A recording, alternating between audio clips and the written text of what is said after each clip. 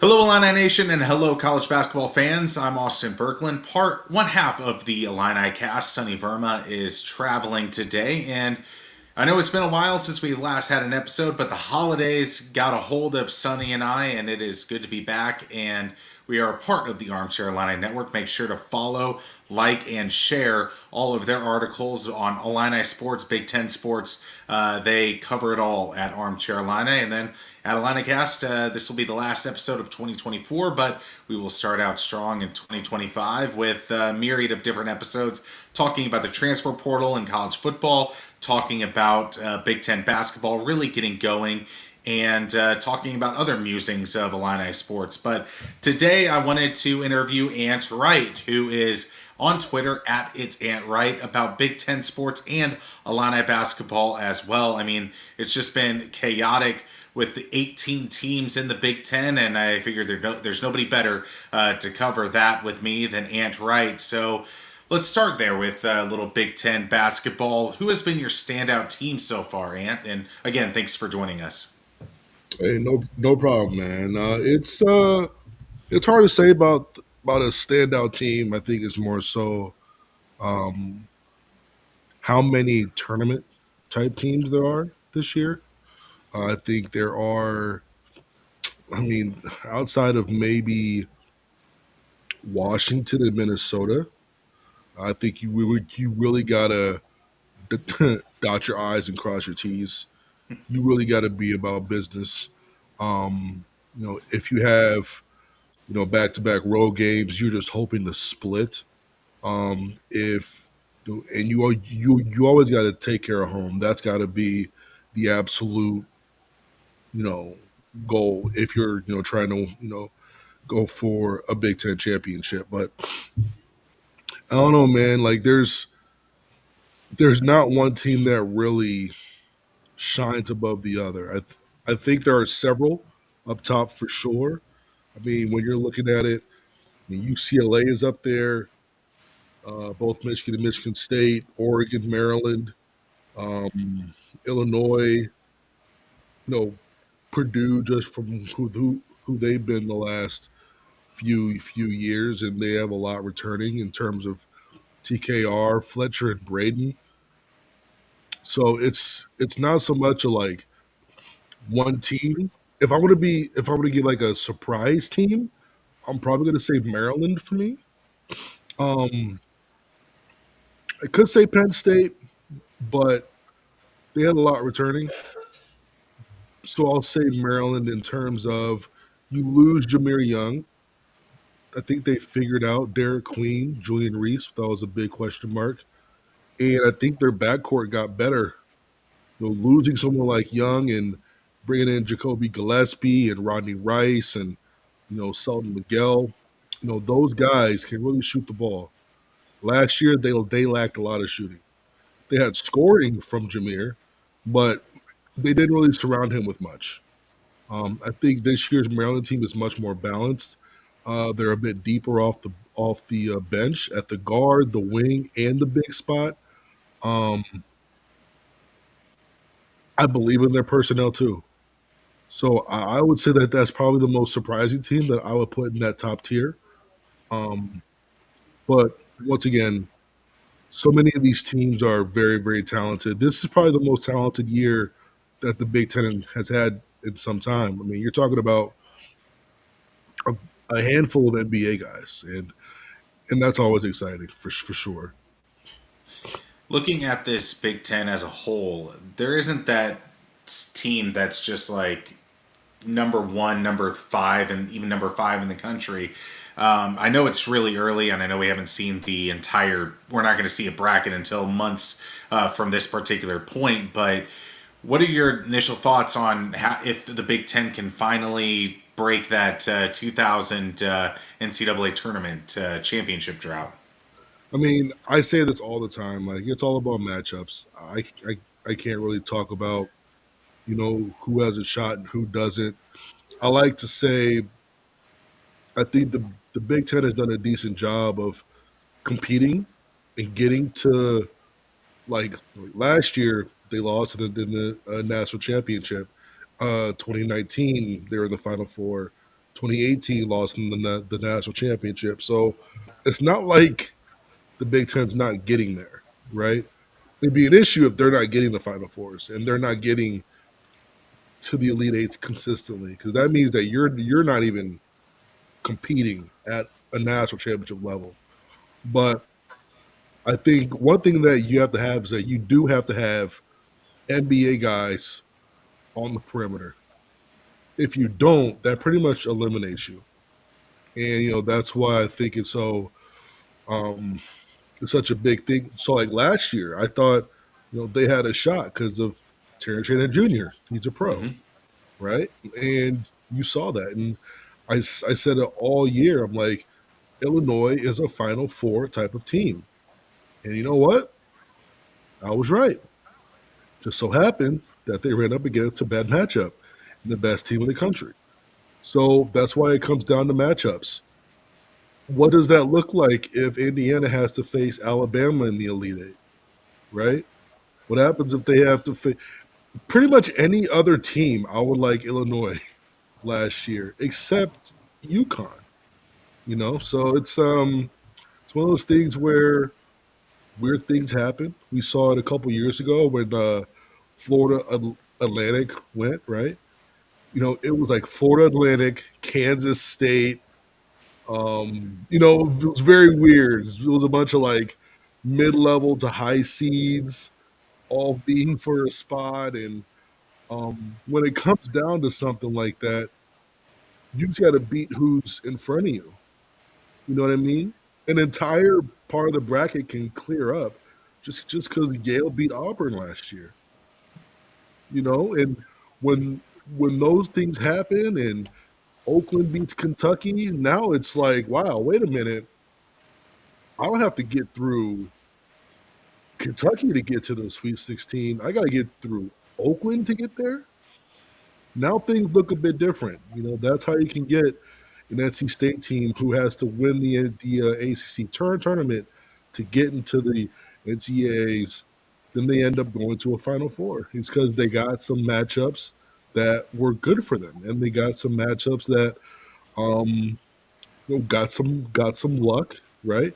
So you never know, and can mess around and the two or three best teams in the tournament get knocked out in the second round. Next thing you know, it's dang, well, who's going to win this thing, right? And it could very well be a Big Ten team because they're going to get a lot of bids this year. They think they're going to get at least 10.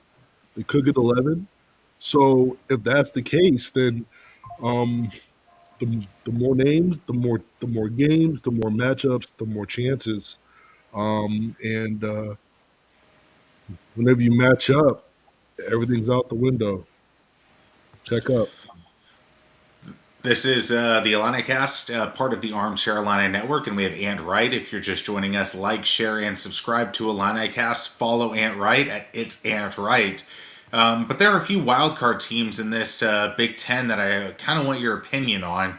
And one of them is Rutgers. They have a lot of great young talent. 8-5 on the year. What are your thoughts on what the Rutgers Scarlet Knights are this year, and what do you think their ceiling can be whenever we're looking at March? I mean, when you're talking about floors and ceilings, I don't think a team has a much wider gap between the two. Um, One is because they're led by two 18-year-olds. That's why their floor can be extremely low. But at the same time, those two guys are lottery picks. One probably goes top three, the other one probably goes top five, top six. Um, these are like young guys too, like young. Like Ace is going to be 18 until August, so he's 18 for this entire season. I'm gonna have to check on how old's Dylan. Do you know how old Dylan is? I He's know, I, 17 or 18, I think. I know he's 18. So he's 18 until March. So these two are like legit young. Um, and it's just one of those things where you need more from Jeremiah Williams. You need guys like um, PJ Hayes to be able to hit shots. You need J Mike to kind of understand who he is in the offense and on the defense. Dirkak has to be that energy guy. Acuff has got to get his body right, his body back. Him being a top 10 scorer last year in the NCAA, but the way that he was scoring, the way that Dirkak was scoring as like player of the year in his conference, they're going to have to change it a little bit because of Dylan, because of Jeremiah, because of Ace. So their interior play is also not the best, but when it comes down to it, man, it's I think I think they need to go like 12-8 to look at getting a 10 seed or something. That Kennesaw State game and that Princeton game, that just can't happen at all. Just cannot happen. You're So right. it's just hard on 'em. It's tough. Like they just made life so hard for them, and they just got to be able to take it to another level in terms of. I don't think they're going to get to 12-8. Their goal has to be they have to be playing their best and hope that they qualify for the Big Ten tournament because they have the pieces to just be the best team for just 4 or 5 days. And I think that's what it has to come down to, honestly. Another team that I want your opinion on is the Michigan Wolverines. You look at them; they are 10-3 on the year so far, with the big men of Vlad Golden and Danny Wolf making things difficult for opponents. This team seems like it can be so good with the new coaching staff they have at the University of Michigan.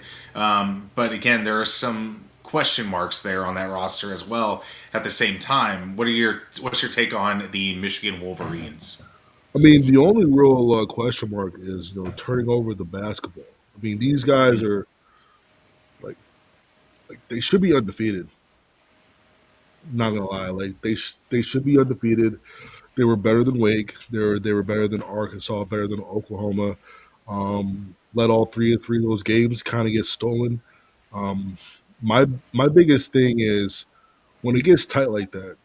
When the game is getting in the last 2 or 3 minutes, I really want Dusty to start putting his fingerprints on the team and on the game because he does play a very free brand of basketball, and if he's able to just have you guys play free, but let's do more quick hitters, a little bit more structure.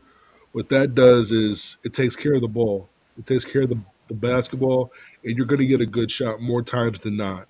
And when this team is getting a good shot, they're very, very hard to beat. So, I mean, twin tires are twin. The twin tires are tough. The guards are tough. They have really good positional size, but it's always going to come down to turnovers. And in the last few minutes, um, I want to see more. I want to see more Dusty,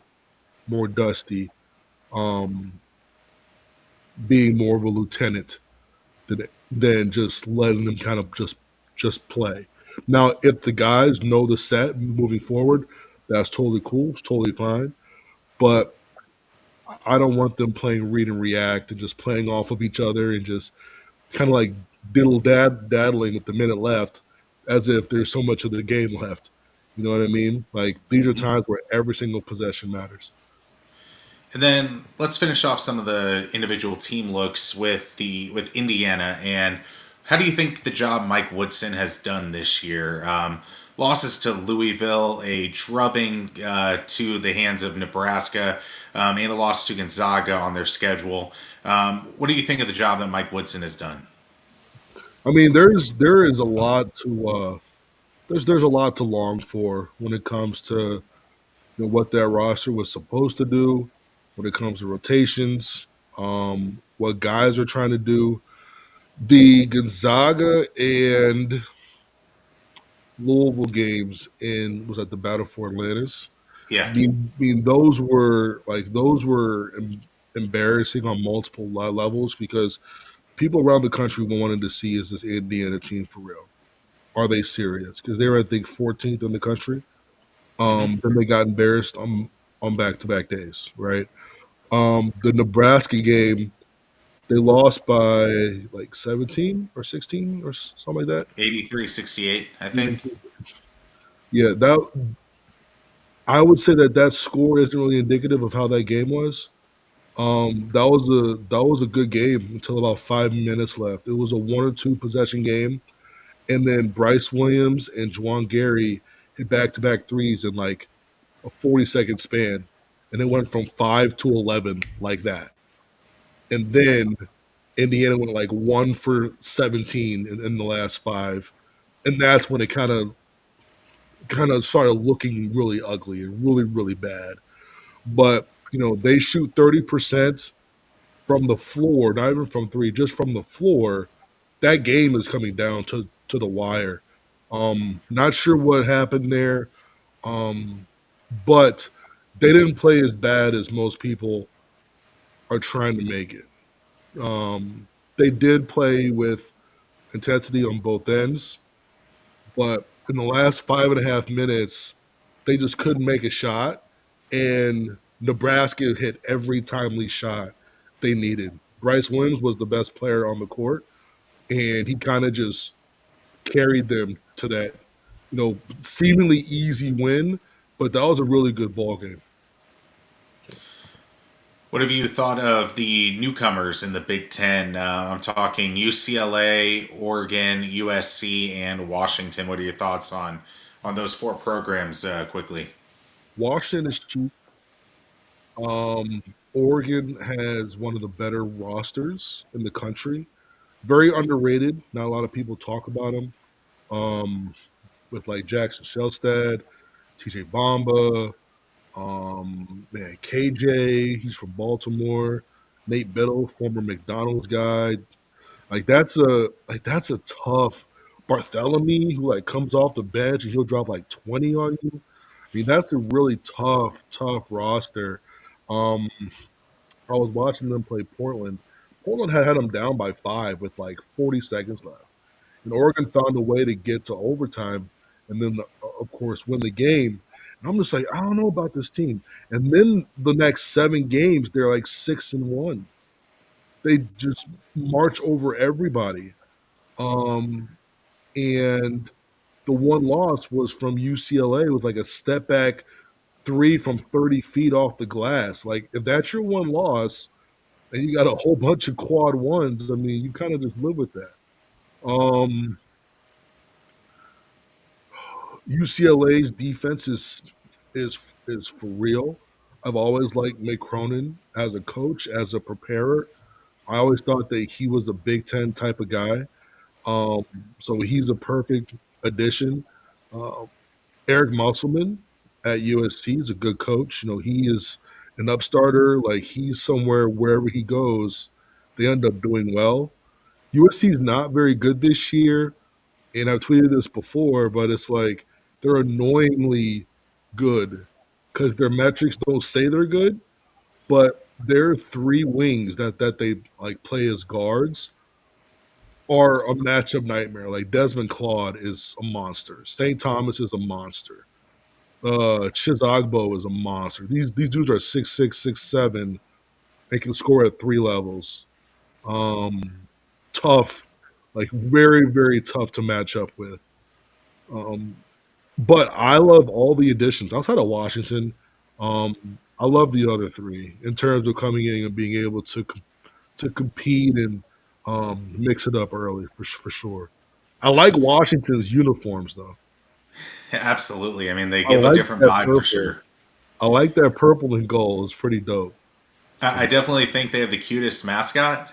In college sports, that husky is adorable. But yeah, a little too much bark and not enough bite in their basketball program as of Yeah. right now. But this is Illinicast, so let's transition to Illini hoops. And it seems like in these non-conference games, it's been a true grab bag. You think Alabama, the defense was atrocious. You looked at this Tennessee game where the end of game situations were not too great for Brad Underwood. But then you have the win against Arkansas, which was a phenomenal win.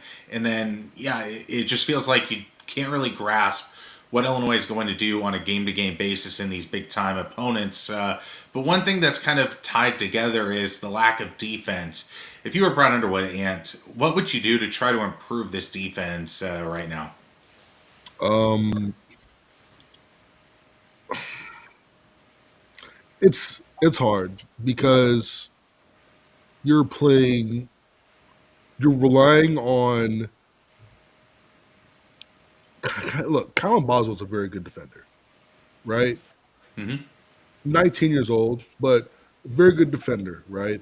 His third year. KJ is a very good offensive player, right? Ivasic is very, very good down low. You're not going to sit those three, right? You're not going to sit those three. I think you got to get a little bit more from Trey.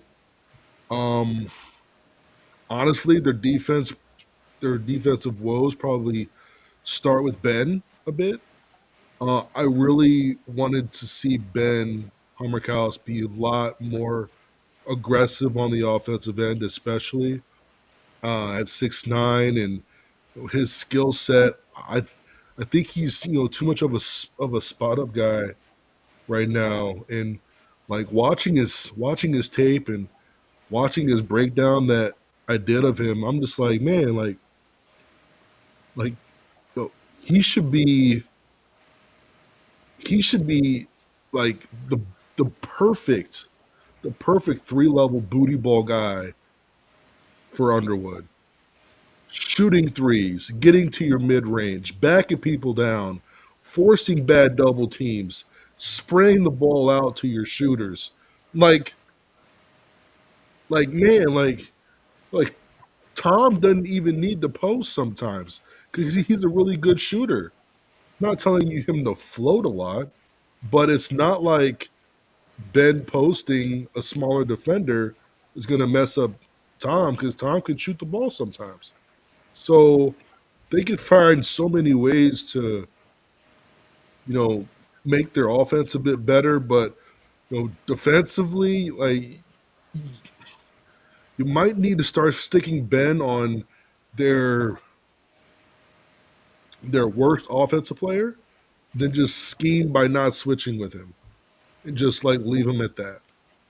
That could be one thing, but I don't know, man. It's tough. It's tough. I do want to see more Morris. Is Morris playing any five with bumping Tom to the four at all? Uh, a little bit. Nothing too outrageous, though, with it. He's mostly sticking at the four Merez is. Yeah, yeah. And then I think Trey's got to be more of a dog, but team defense is all about heart and communication. And um, you need your best guys communicating. You need Colin communicating. You need those things, and you have to want to play defense too. It's not so much about I got to slap the floor and do all this rah rah rah stuff. It's just like, look, you know your personnel, you know your scheme. Talk through it on every single possession. That's all it comes down to. But I need more from Ben, though, man. I need more from Ben. I need a lot more from Ben. He's way too talented. He's way too talented of a player to kind of relegate himself to what he's doing right now, for sure. So in crunch time, do you take out Ben and replace him with Merez more? Like, how do you get that message to Ben about playing with a little bit more heart and tenacity on the defensive side without, like, do you have Yeah, to take take him him out. out? Take just take him out easy.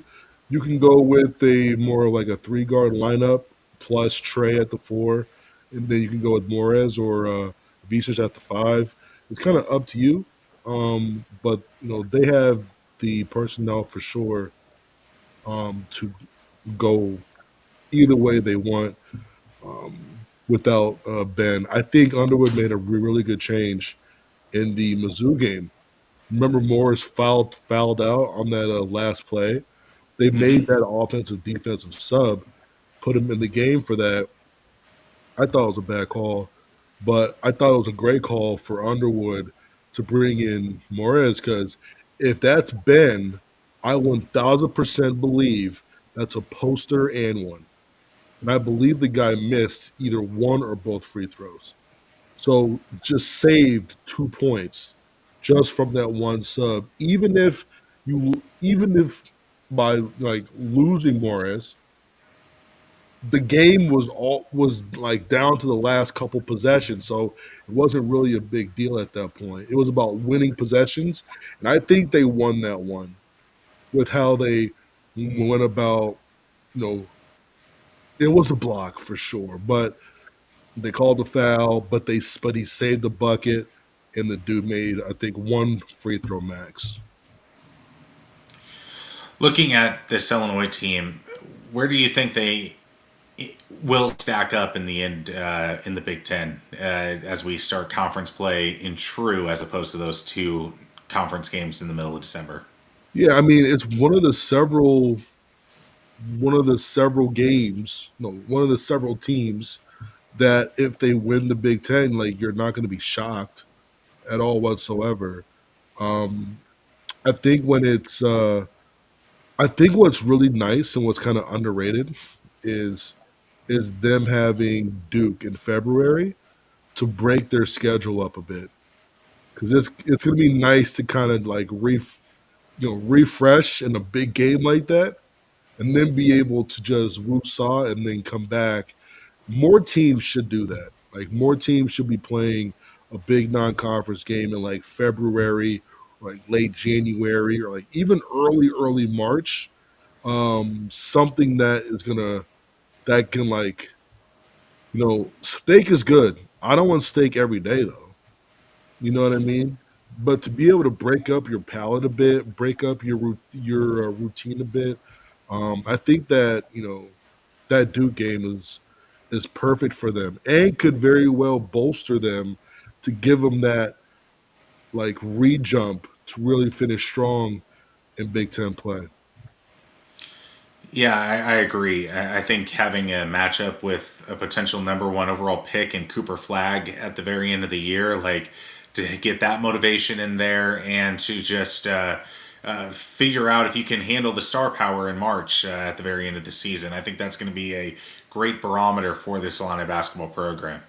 Yeah, definitely, man. And just getting these young guys as much experience as possible. Just keep going, keep getting experience. Because even though you're quote unquote a freshman or in your first year, some of these guys are going to be coming up on 800, 900, 1,000 minutes played. Being able to take that into the postseason where you're basically a second year player at that point. You played so much college ball this past several months. You're going to be experienced. You're no longer wet behind the ears. Let's talk about some of those young guys for the Illini. Let's start out with KJ. Kasparis Yakuchonis could be a top 7 pick in the NBA draft. What does he need to improve on to really propel him into being a solid top 3, top 5 pick in the NBA draft? Just continue what he's doing. Just being able to, just being able to. Am I breaking up on your end at all? No, no, Okay. you are good. No, I'm good. Okay, okay, okay. No, but it's just continue what he's doing. I think he can do a much better job at. I think he could win any matchup that's in front of him, and I think he could do a much better job at attacking when he can. I know he really wants to involve people, but he's got to know if he's beating his defender constantly, that's going to move the back end defense. And once that happens, then you can find, right? But he's just got to be just aggressive, just be aggressive all the time. And then he'll be able to, he's almost going to have more assists from how aggressive he'll be because he'll be able to beat his defender more times than not. Um, I'd love to see Boswell have the ball a bit more in his hand and set up Casper's a bit and let Casper's run off ball just a tad, just to get him a quick hitter because he's so dangerous with the basketball and he attracts so much attention. And that'll help Kylan from the standpoint of, Kylan is someone who puts up more than four assists per game, struggling a bit with shooting. I think this would help him out as well. Be able to take pressure off him of, oh, KJ is coming off, I got to hit this shot. No, it's I'm coming off, and Basel's been pretty good from two this year, right? So now he's in his bread Hmm. and butter, where he's shooting around 50%, and he has a high free throw rate. So he's not afraid of going all the way to the rim.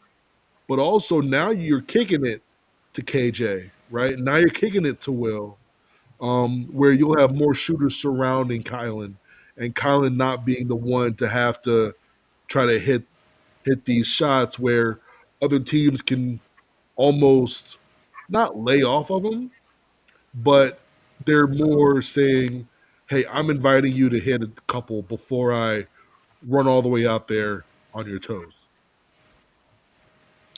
Yeah, I mean, what Kasparis has been able to accomplish and his just his ability to immerse in the world of college basketball has been incredible from Europe. And I know Europe competition can be extremely hit or miss, but the way he's just gone into the Big Ten has just been amazing to see. I don't think I've seen that from an Illini freshman in a very, very long time to be able to just be a top player in the Big Ten right away. Even I would assume has struggled a little bit in his freshman year. He's tough. I mean, being able to play pro at such an early age over there almost accelerates you a bit. I mean, you can see that with Tom. You saw that with like Franz Wagner. You saw it with him. These guys who are over there playing pros when they're 15, 16, 17 years old, they're you got to imagine like they're 16, 17 playing against guys who just went to Final Four and now they're in their prime, right? it's it's kind of wild seeing guys, who were monsters in 2017, 2018, and you're watching film of the next recruit playing against these guys. I'm like, dang, they're playing against guys who were successful. They're now playing for money, and they're in the locker room with these guys, rubbing shoulders with them, practicing against them, probably telling stories about, hey, what it's like being in America, what it's like at college. So like they're not coming over blind anymore. They're kind of getting a sense of what it's all about. And being able to come to America and do that is almost a part of their training now, because you have to adapt to the American style of game. So watching the NBA and doing all those things and then coming over, you have a certain respect for the game, and you're almost on a mission, and you've kind of seen that with KJ, and he's been way ahead of schedule for sure. Let's talk about another freshman. He's on the younger side of things. Will Riley, 17 years old, out of Canada, Will Riley is came in with not such a. 17. He's not 17. He's not. He's like When did he 19. turn 18? He's 19. Okay, 19 years old. Will Riley. Yeah, Will Riley is What have you not. made? He's not. That's like the. No, he's 18, turning 19 in February. Okay, okay, there we So go. like Um, he's the same age as like Dylan and those guys. Well, he's that older is than right. Dylan So in Will age. Riley, 18 years old, coming in. Really had that NBA lottery aspiration. The stats haven't really proven that he's there yet, but you still see that. You see those bursts where you're just like, that's an NBA lottery pick. What do you think of Will Riley's decision making as of this point, late December? Would you tell him to come back for another year of college? Would you tell him to go to the NBA? If you were in the advisory room with Will Riley, what would you tell him? You go when that door is open for you. That has always been my thing, whether you're ready or not. because when the doors open and you're a first round pick, you have 2 to 3 years as an internship to prove that you are an NBA player. I think that's enough time. 2 to 3 years to be a pro, not worrying about anything except working out, working on your weaknesses, and being the best basketball players you could possibly be. Like, here is your door. Like, imagine someone coming up to you, say, "Hey, look, Austin, I'm going to pay you 8 figures over the next 3 years. Only thing you have to do is prove that you belong in this company." Now, if you go back to school, we have to kind of wait and see how you end up. And if you start to struggle, this door won't be open. That's going to be a smaller window down the hall that might be there. We don't know. So getting to the league is like a one in a lifetime opportunity. Like, it's so hard to get there. Like, it's so hard to get there. It's so hard to get to college. If you're looking at these, like what these parents are doing just to try to get their kids a scholarship to somewhere, and all these kids have these big time aspirations, it is hard. It is so hard.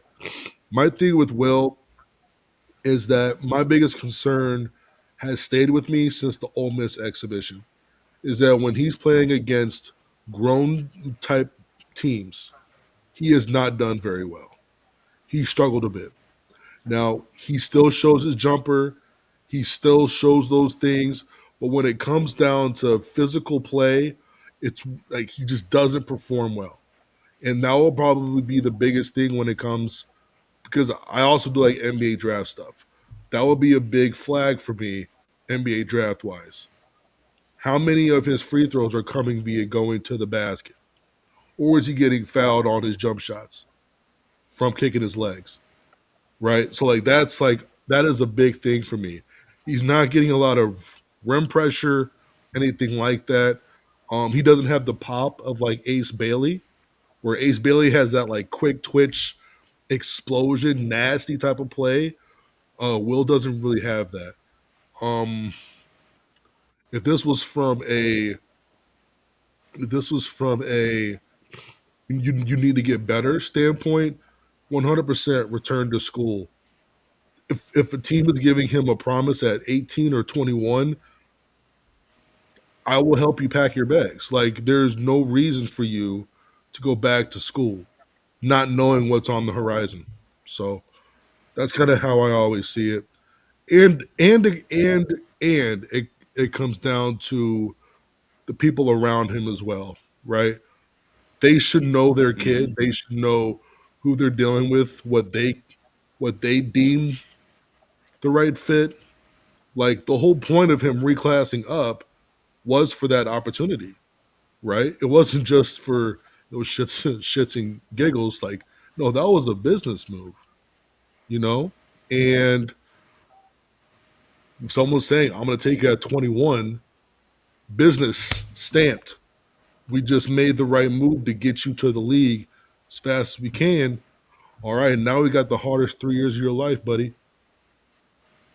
Do And you ultimately think he? Go ahead. no, and then it comes down to that little small 8 figure contract is nothing compared to what's waiting for you. So I was a big Cam Thomas guy out of LSU. Hmm. I thought he was probably the second best shooting guard after Jalen Green. People had like Book Night and all these guys. I'm like, no, it's it's Cam Thomas. Cam Thomas might sign for a max here in the next year. Now, what was that little 10, 12 million? What is that compared to $250 million? You're right. So it's all Do you about it's not that 3 years, it's that second contract every single time. do you ultimately think he will be in that 18 to 21 range? Has he shown enough to get that, in your opinion? No, no. He does need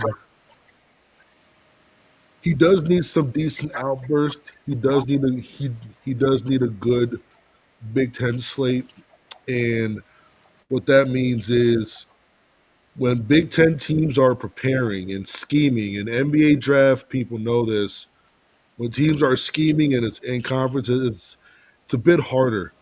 And if you're still able to get through that, and you're still able to excel and get to your spots, and you're able to still do what you do, then that's when your trajectory starts going up.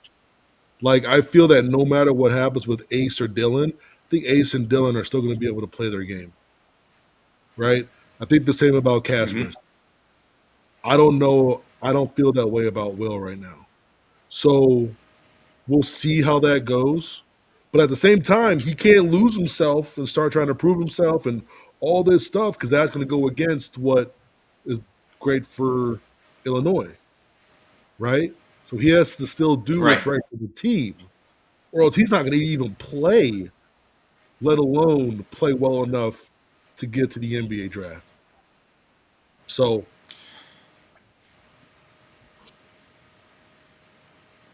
Question for you on Brad Underwood. What kind of grade would you give him on the year that he's had so far? I know we have a lot of months left, a lot of Big Ten games to decide, but how do you think he's done with this brand new influx of talent, the loss of Terrence Shannon and Marcus Damask, and how do you think he's rebounded thus far? A minus, and part of that is going out and getting certain guys, getting guys that fit, whether it's a transfer, whether it's new recruits, whether it's making tough decisions with like Ty Rogers, dealing with um, new assistants this year. And I think there are some games that I think Illinois kind of let go, but at the same time, it's like these are going to be lessons that this team probably needs right now, and just take the lumps and just keep it moving. Um, I think he's done a good job this year with how much turnover has happened both on the bench and on the floor.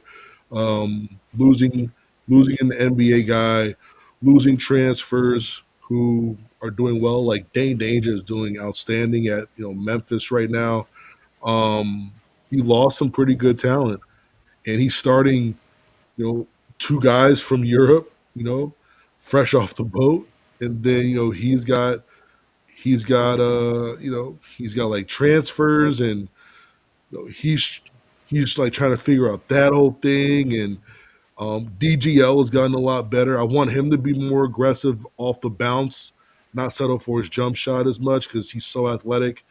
um like use his wiggle to get to that second and third level, like just fucking dunk on somebody. Like he has that in him, you know so it's uh, A minus for me. A minus for me. I mean, you're sitting here. What is he like? Top of the isn't he like top of the net right now? Yeah, he's like top Something of the along those net. lines, yeah. Yeah, I think he's like top of the net right now for the Big Ten. And to be top of the net, yeah, like they're like ninth on the Big Ten right now. Net. They're That is ninth amazing. overall nationally. So yeah, I mean A minus easily. So, Ant, who is your Big Ten champion? We'll wrap up with that, and then then tell us where people can find you on social media, on YouTube, and other content places. Yeah, you can find me. It's Ant Wright on YouTube, Twitter, wherever. And when it comes to like national champion, not national championship, but like Big Ten champion, it could be any of the seven teams, bro. But I'm just gonna say Maryland right now is like the one team that like I'm feeling because they have a little bit of a higher floor than other teams. Um, and they're one of the teams that I think identity wise they know who they are. Um, we'll see when they start playing multiple good teams back to back to back to back to back. We'll see what that looks like because they went real soft on the schedule, which kind of pissed me off. Like they play Villanova, Q's, both are trash. They played Marquette. They played them very, very well. And then they went 500 in the first Big Ten slate, 101. Um, Destroyed Ohio State, I think. And then they shouldn't beat Purdue. Like they were up 5 or 6, then they gave up a 20-5 run in the last 5 minutes or so. That was weird. But I do like Maryland. I like Maryland a lot. I like Maryland a lot. Yeah, that's going to be a fascinating watch for sure with Derek Queen and everything. Ant, thank you so much for joining Illinicast, and hopefully you have a great New Year's celebration. And I'm sure we'll be talking to you in 2025 as the Big Ten race heats up. Yes, sir. Just holler at me. Thank you, Ant.